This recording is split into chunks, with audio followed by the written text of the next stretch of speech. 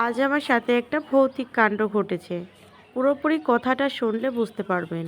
তো দেখুন, সন্ধ্যার পরে আমি মোটর চালু করে এই পাইপ দিয়ে এই ড্রামটা পুরো পানি দিয়ে ভরে রেখেছিলাম, যাতে সকালে উঠেই গাছগুলোতে পানি দিতে পারি।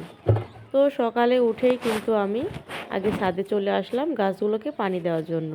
তো ছাদে এসে দেখি ড্রামে পানি নাই, একদম নিচে অল্প একটুখানি পানি আছে। তো আমার বাগানের এই গাছগুলোকে আমি আর আমার শ্বশুরমশাই দুজনে মিলেই কিন্তু পানি দিই।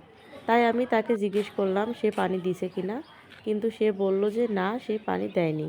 তারপরও যদি নিচে পানিটা পড়ে যায় তাহলে কিন্তু নিচটা ভেজা থাকার কথা, কিন্তু পুরো জায়গাটাই কিন্তু একদম শুকনো, দেখতেই পারছেন সাদা হয়ে আছে। আর আমি এই পানিটা ভরেছিলাম কিন্তু একদম সন্ধ্যার আজান দেওয়ার পরপরই। আমি তো ভেবেই পাচ্ছি না এত পানি কোথায় গেল।